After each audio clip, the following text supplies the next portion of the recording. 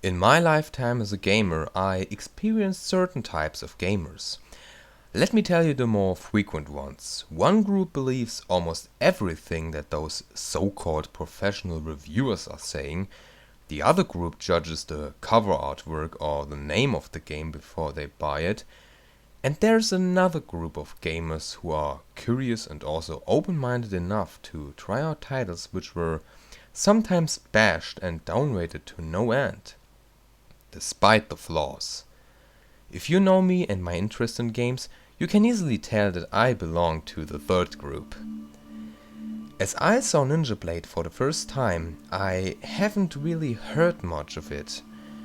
There was not much publicity as far as I know, and in general it wasn't that well accepted. Ninja Gaiden ripoff here, a poor man's God of War there. But does this necessarily mean that Ninja Blade is a game that sucks? Well, if you wanna listening to an honest and unbiased opinion from someone who played it for some time, there you go.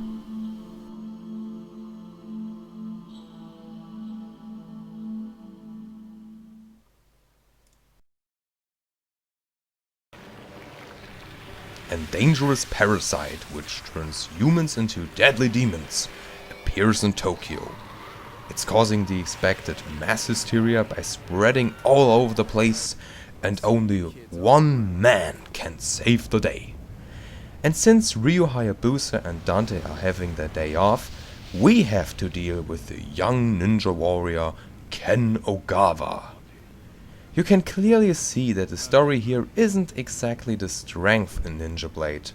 To be honest, it's just an excuse to slay demon after demon after demon. Is there something wrong with it? Not at all. Yes, you will see some drama later on here, some plot twists there, but those elements are as much predictable as your popcorn action blockbuster movie. As a matter of fact, this game is actually your popcorn action blockbuster movie. Why, you may ask? Well, I think we should take a look at the gameplay to fully understand it. The actual game has basically two sections. The first one is your standard hack and slay, the second one are the quick time events. Hacking and slaying works well for the most time, and the controls are all in all very intuitive.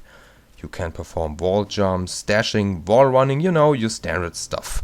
Nothing new, but well made and easy to execute. There are some slowdowns here and there, but not so much that it hurts the action on screen.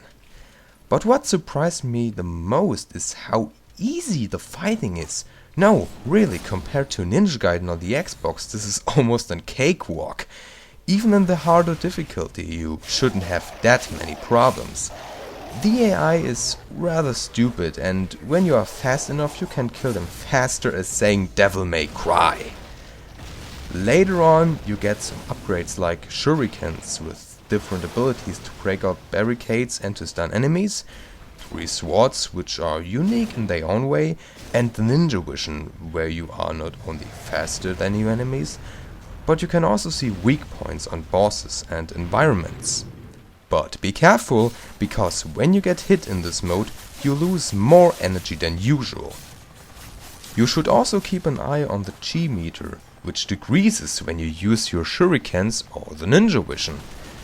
But fortunately it rises up when it's not used.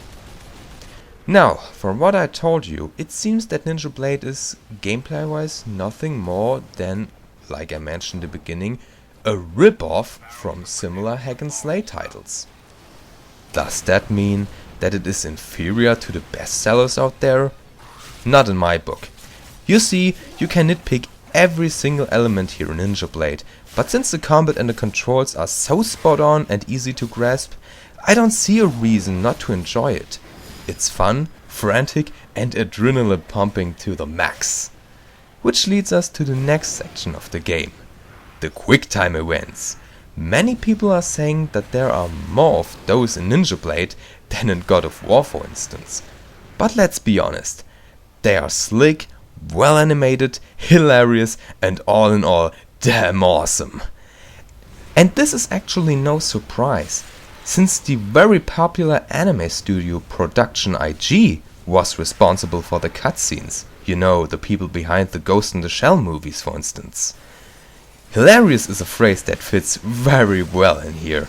I mean, just look at this!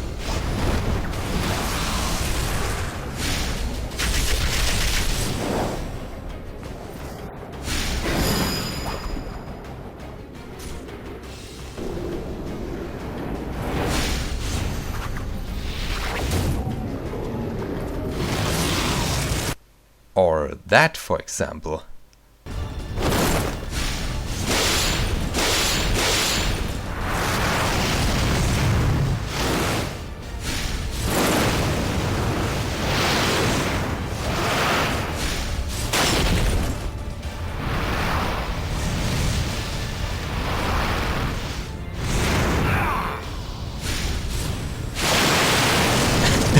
And this is just wow. And here's the highlight. Ninjas on planes. It doesn't get any better than that, does it? Well, I'm only half right. There are more unbelievable and outstanding fights and situations here in Ninja Blade. But I don't want to spoil them here, because you have to play it, or rather experience it for yourself. And believe me, Dante would burst with envy. Although it plays and looks fantastic, Ninja Blade isn't exactly free of flaws. One thing is the saving system. You can't save in between the missions. You can restart the mission after you've finished one, but when you get to a huge boss in one stage and you have to turn off your 360 for some reason whatsoever and loading it again, you start the whole mission all over again. Sure, there are save points during the stages, and those are pretty fair, but they are all gone once you left the entire game. The missions are sometimes pretty long, especially with the quick time events. There is a certain old school mentality behind it, but in this day and age, it's, quite frankly, bullshit. I'm sorry. Another strange thing lies within the quick time events. Because once you failed, it's rewinding. Kinda like in Prince of Persia: Sands of Time, but against your will. It's like when you are an actor in a movie and you've made a mistake and the director is saying, cut, cut, cut, cut, cut, cut, okay, do it again, everybody back to the places. Okay, now, and action! I'm pretty sure they did this to avoid frustration during the game, but it's still pretty odd to me. Graphically, the game looks like expected, slick, detailed and ginormous. There are some weird animation glitches during the fights, some pop-ups, but all in all very impressive. The music by Norihiko Hibino, who is also the composer for titles like Metal Gear Solid 3 and Zone of the Enders, fits great into the scenario and gives the game a very epic feeling. But some songs are getting repetitive when you hear them over and over again, which happens in some missions. So, is Ninja Gaiden the almighty train wreck of a ripoff?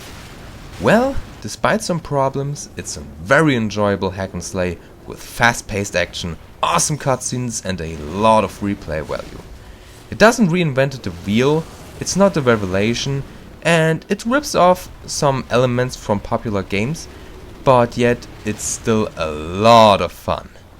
Kinda like your popcorn action blockbuster movie. Only with button mashing.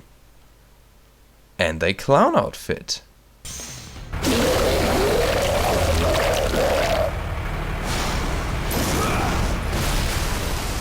Can it get any better?